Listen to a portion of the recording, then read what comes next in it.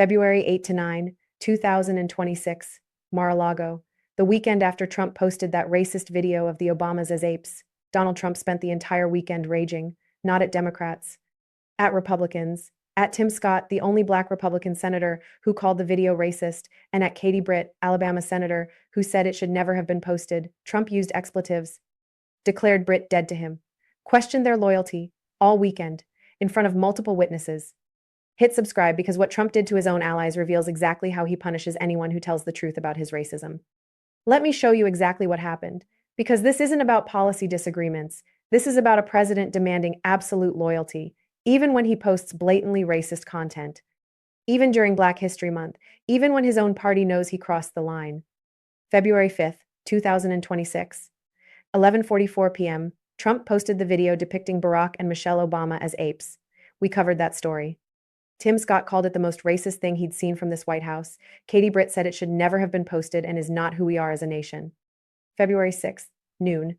Trump deleted the video, blamed a staffer, refused to apologize, said I didn't make a mistake, flew to Mar-a-Lago that evening. February 8 to 9, the weekend, the National Republican Senatorial Committee held their winter retreat in Palm Beach. Scott chairs the NRSC. He was there. Katie Britt was there. Other Republican senators were there for a planning meeting about the 2026 midterms. Trump didn't meet with the full group. Instead, he spent the weekend complaining about them, to allies, to advisors, to anyone who would listen.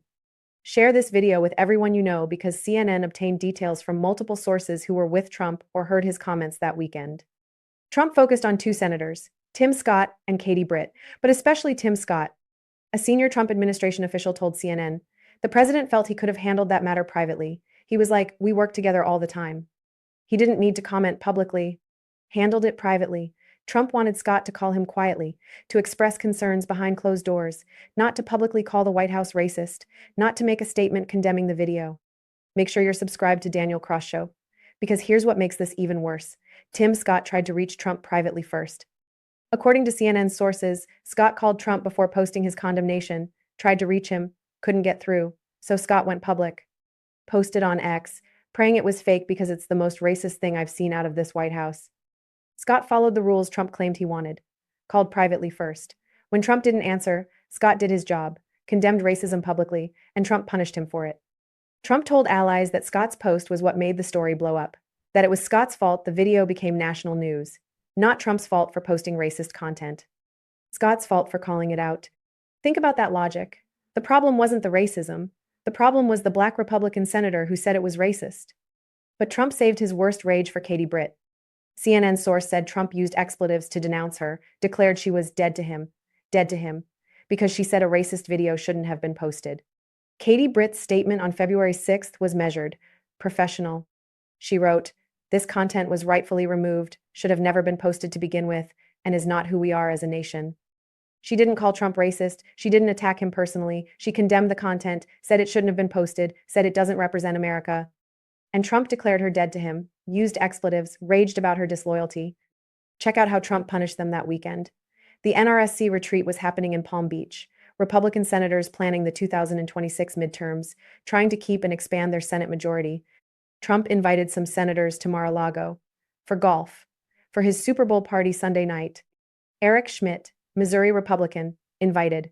He didn't criticize the video. Lindsey Graham, South Carolina Republican, invited. He didn't criticize the video.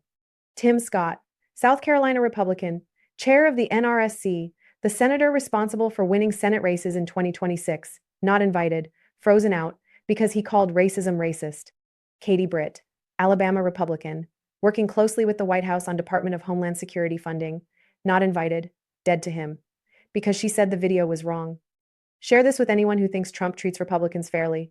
He doesn't. He demands absolute loyalty. Cross him once and you're out, even if you're right. Even if you're defending basic human decency. Britt's office fought back against CNN's reporting, called it classic fake news, released a statement. Senator Britt has a 100% voting record with President Trump and remains one of his strongest allies in the Senate. Just this week, Senator Britt had a tremendous conversation with President Trump about her leadership as she fights to defend our incredible ICE officers, pass the Save America Act, and advance the president's policies. 100% voting record, strongest allies. Doesn't matter. She criticized one racist video. Trump declared her dead to him. The White House also tried damage control. praised Britt as an incredible ally whom Trump has great respect for. But CNN's sources were clear. Trump raged about her, used expletives, called her disloyal. Multiple people heard it, multiple people confirmed it. Tim Scott's office declined to comment, refused to confirm or deny the story, stayed silent, because Scott knows Trump is watching, knows Trump punishes disloyalty, knows speaking out again could cost him everything. Make sure you stay subscribed because Trump's reaction reveals his priorities. Tim Scott is the only black Republican in the Senate. He chairs the National Republican Senatorial Committee. He's responsible for winning Senate races in 2026. He's one of Trump's most consistent allies, rarely criticizes Trump publicly, was on Trump's vice president shortlist, and Trump turned on him over one statement, one truthful statement, calling racist content racist. Britt is working with the White House on critical legislation, Homeland Security funding, ICE support, Trump's own priorities. She votes with Trump 100%, supports his agenda completely. And Trump declared her dead to him over one measured statement, saying a video shouldn't have been posted. That's Trump's loyalty test, not policy agreement, not voting record, not years of support, one statement, one moment of honesty, one refusal to defend the indefensible. CNN reporter Elena Treen broke the story.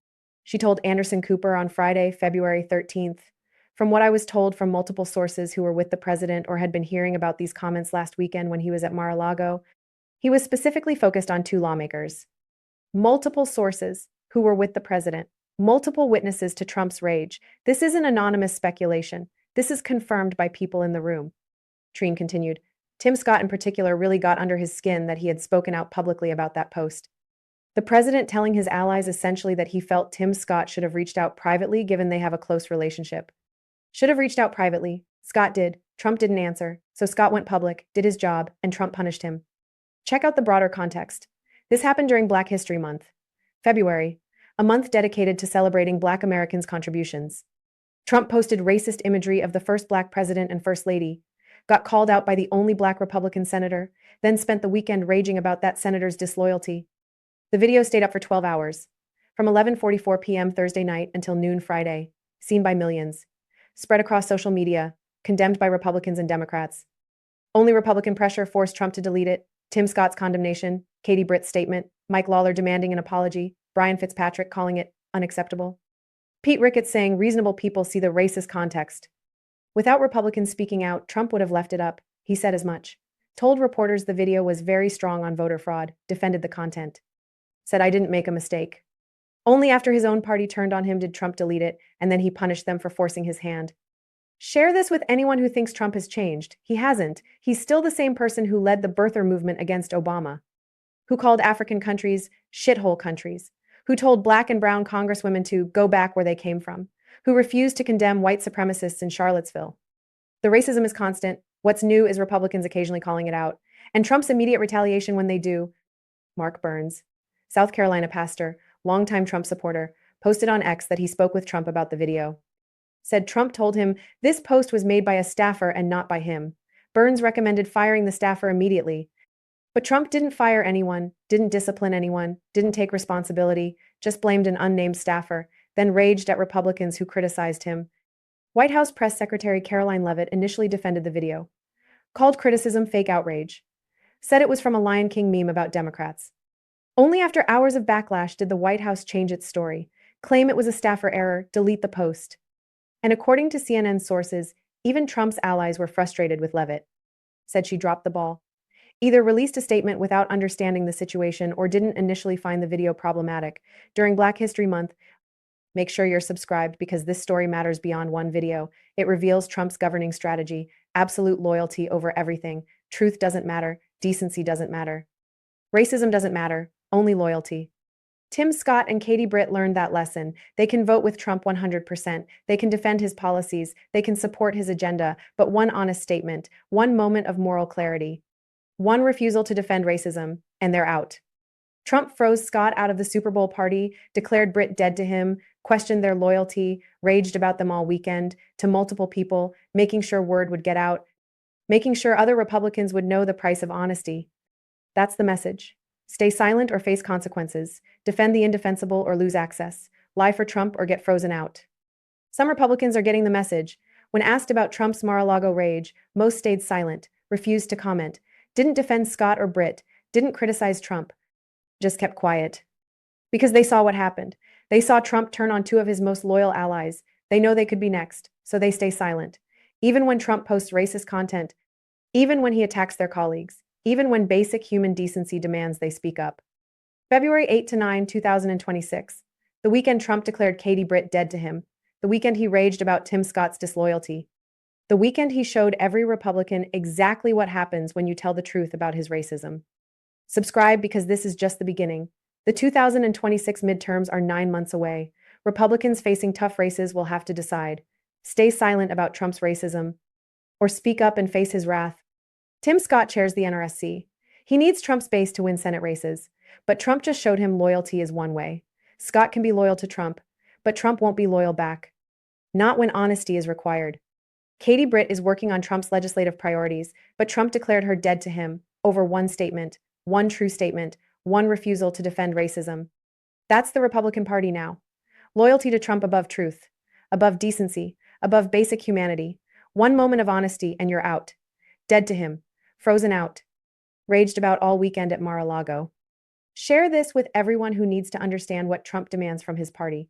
Not policy agreement, not legislative support, not voting records. Absolute silence about his racism. Absolute defense of the indefensible. Absolute loyalty even when he's obviously, blatantly wrong. Leave a comment.